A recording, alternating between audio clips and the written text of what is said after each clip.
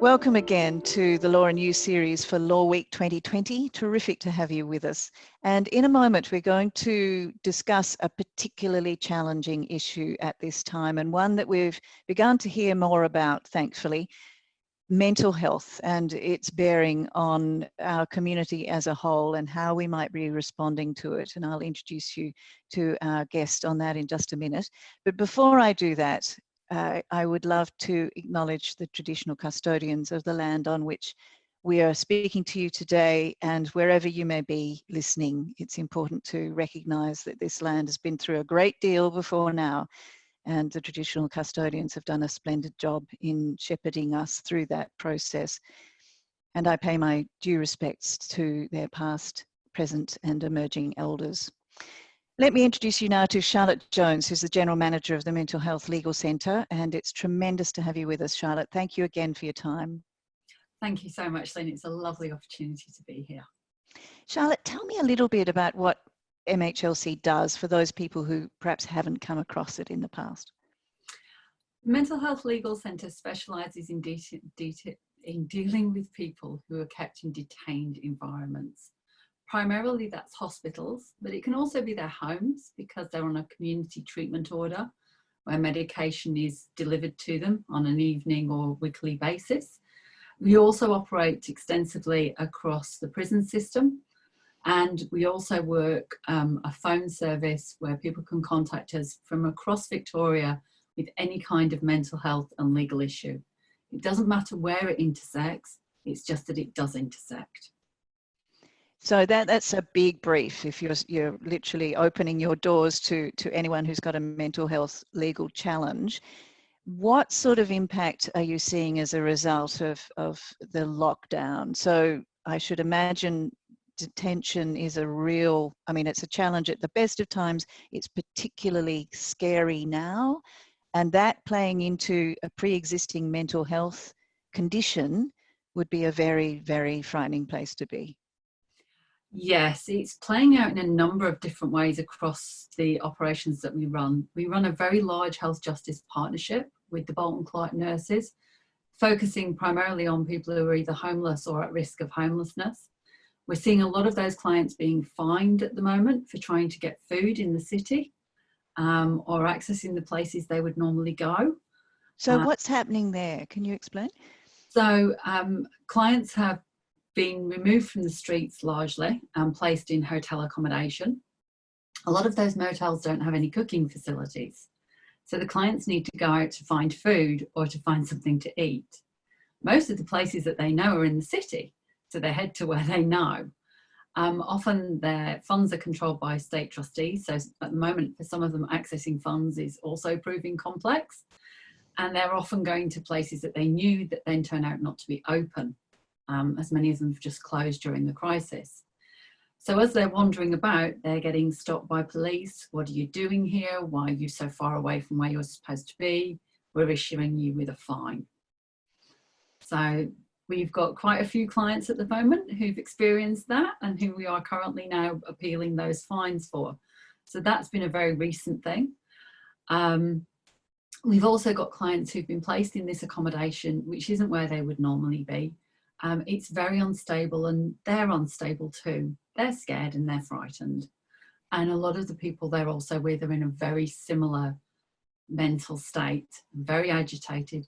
It's very complex when you put people like that together in small environments, and it's leading to issues and problems.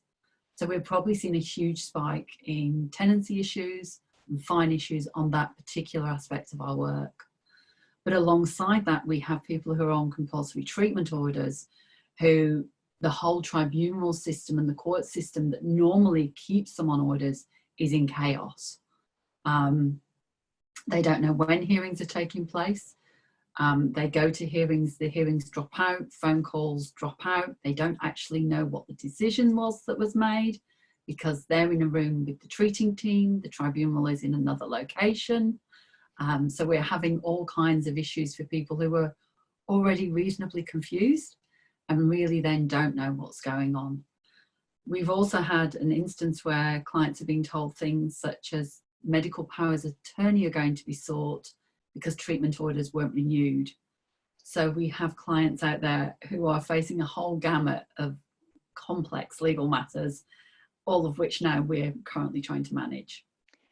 Wow. That is a huge undertaking, and one that, of course, no one could have seen coming. So how are you managing to respond? The first couple of things that we did in response that we tried to do really simply was recognizing that a lot of the people that are going to contact us are going to be highly distressed. We've then put in place a message bank so that people call and leave their details there. And then we've picked out our most experienced administrative team. So it's people who've got expert advice, expert guidance, who really know what they're doing, and they're making the callbacks to make sure that when people are connecting with us, they're getting the best possible advice they can get right from the start. In doing that, what we've also then recognised is a lot of our clients couldn't access Centrelink because they didn't have data. With offices being closed, they actually just couldn't log on. They were coming out of things like hospital or prisons, they'd been detained, they didn't have an active claim. So we set up a system and we provided this to all of the frontline services that they can call us and we will lodge their claim with Centrelink, and then Centrelink can call them back. So they don't need to use their data. If their signal is weak, that doesn't matter. We'll get that claim in. Let's get you some money, because money is one of the drivers of mental illness within the community. So we've just tried to do that simple thing first. Well, that sounds fairly fundamental, but how do you qualify, if you like, or how do you identify clients that sit with you as the mental health legal centre as opposed to other general centres? I mean, what sort of diagnosis, if you like, do you need in order to attract your help? Most clients will have been diagnosed at some point in their life with any kind of mental illness, and it can be anything from bipolar through the old manics. Paranoid schizophrenia is the most common presenter before the mental health tribunal, but we have a lot of women, particularly within the prison system, who suffer with anxiety and depression as a result of family violence. Their mental health has been adversely affected by the family violence they've experienced. And we have a lot of people out there who are just victims of huge amounts of trauma, from those clients that we meet who've been through children's home and Royal Commissions into sexual abuse within institutions. So we have clients who come to us from a myriad of reasons. And then we have those who very simply at some point just break. It can be a marriage breakdown, whatever it may be. And we just try and find the right supports. So COVID has generated all sorts of complexity and urgency around the service that you provide. Are there some upsides? Are there some good things that will come out of this and that you hope will sustain in terms of service delivery and the way in which agencies and governments have been able to respond?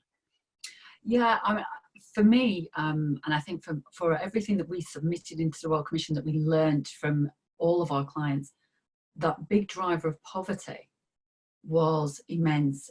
There was a very powerful submission that's been made also to the Senate on the issue of New Start, and the changes to New Start will have an immediate impact for people who are experiencing mental illness, from everything from being able to pay for your medication to being able to actually buy some food alongside your medication. That will be fundamentally different for many of them.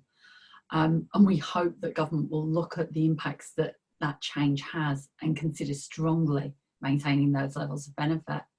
We also believe that the provision of housing across the system for people who were always seen as unhousable has proven that they are not, that people can be supported, but then we need to find those long-term solutions that are going to be the most suitable for those complex clients.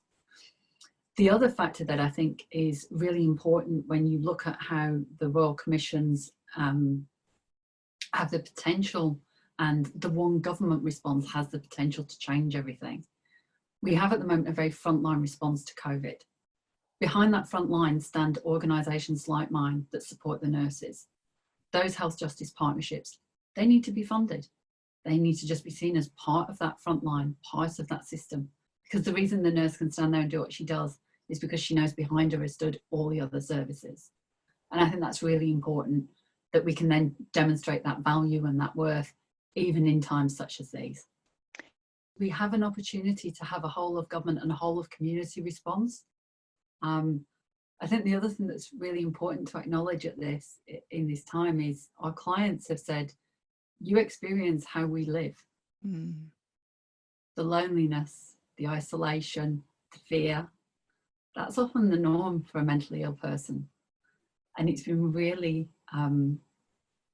enlightening to experience their reality and to see the world through their eyes. Very, very powerful. And let's hope that those people in positions of authority feel that as acutely as you do. Charlotte, it's been an enormous pleasure. We will put up the contact details for the Mental Health Legal Centre and other relevant organisations at the end of this. I appreciate enormously your contribution to this series. Thanks, and go well. Thank you so much, and we wish everybody an enjoyable and interesting Law Week. Charlotte Jones is General Manager at the Mental Health Legal Centre. Thank you.